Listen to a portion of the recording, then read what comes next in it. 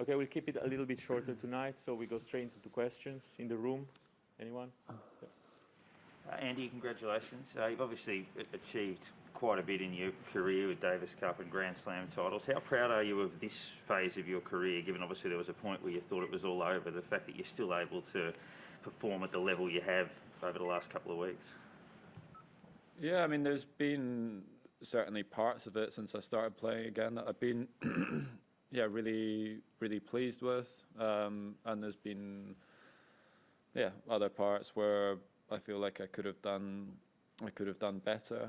But yeah, I think like winning matches like today and competing against guys that are around I don't know exactly what his ranking is, 20, 25, something like that. Yeah, I'm proud of that. It's not easy, and yeah, put a lot of work and effort in, and also even since the operation had various issues as well, but kept going, and days like today make it worthwhile. I don't know. And just sort of, how did it feel stepping back on that court, and how many kind of memories did you get of what happened out there 3 years ago?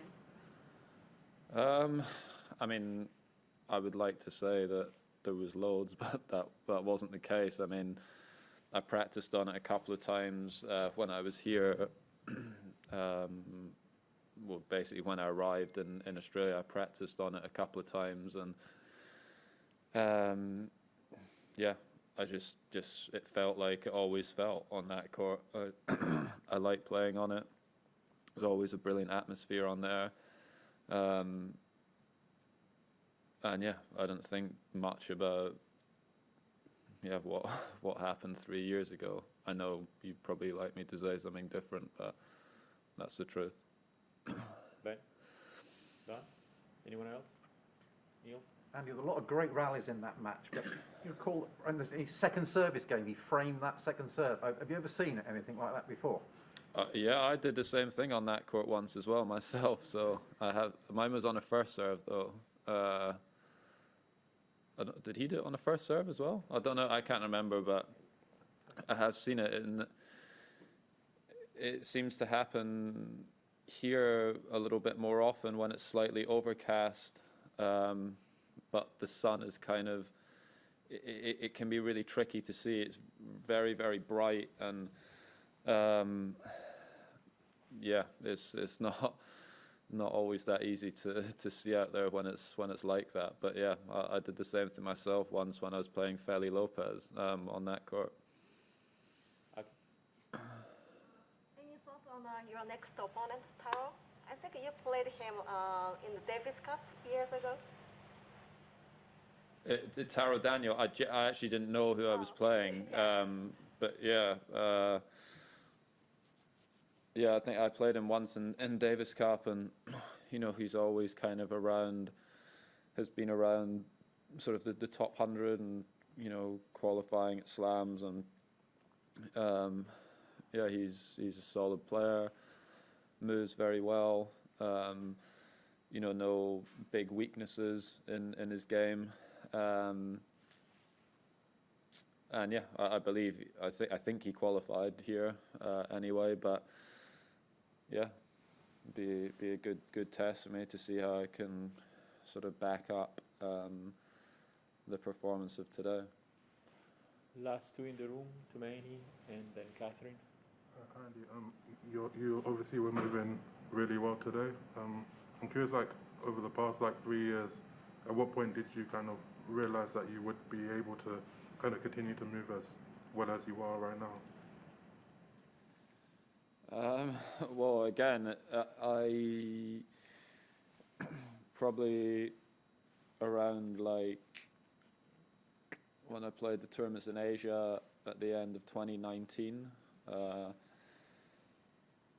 I was moving well in some of the matches out there, and others not so well. And then obviously when I won the tournament in Antwerp, I felt like I moved well, but then, I had some setbacks after that, and I've had, various different issues around that sort of hip groin area, which has affected my movement at times, and it's not like I've always moved as well as I have in Antwerp, and I've not always moved as well as I did today. There's been tournaments where that certainly hasn't been the case, even, you know, as a few months ago. So, yeah, the important thing is to try to maintain that, and the best way for me to do that is by staying healthy for a long time.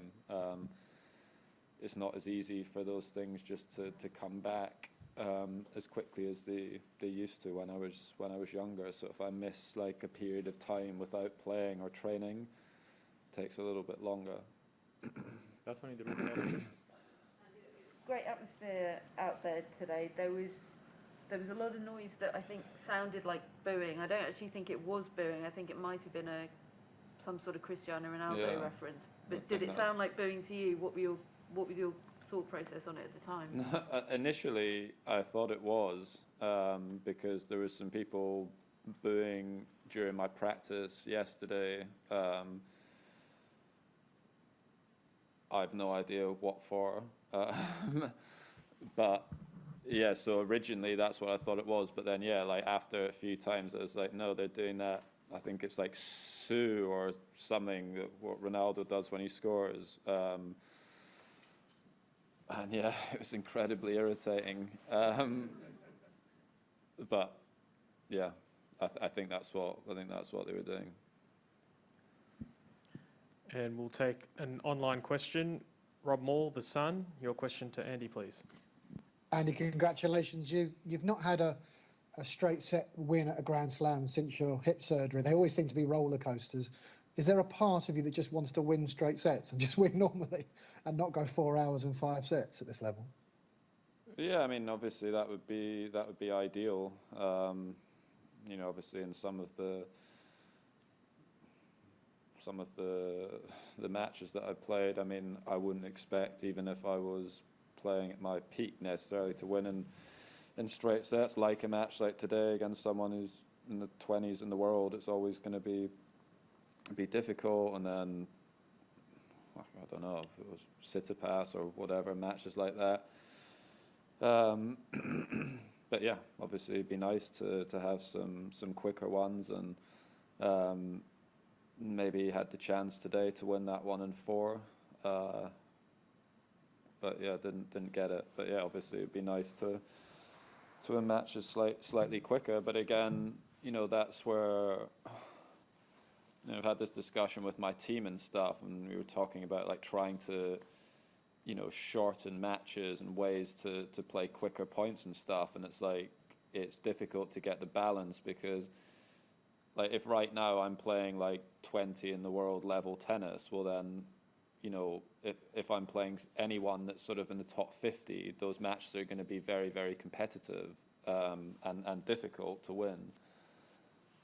You know, if you start sort of trying to play a different style of tennis and try to shorten points and everything, and you maybe make a few more mistakes or maybe don't break serve as much, that also can prolong matches as well. So, you know, playing my game style but playing it at a higher level, I think will give me the best chance of shortening matches. Like, you know, when I look back at a lot of my matches in like 2015, 2016, like I was quite sort of efficient and clinical, like when I had opportunities, and when I was, you know, when I was ahead of guys, like I finished them off quickly. And right now, because I'm not quite playing at that level, you know, the matches are maybe a little bit tighter. So hopefully, if I can continue to improve my level, I'll be able to shorten some of the matches.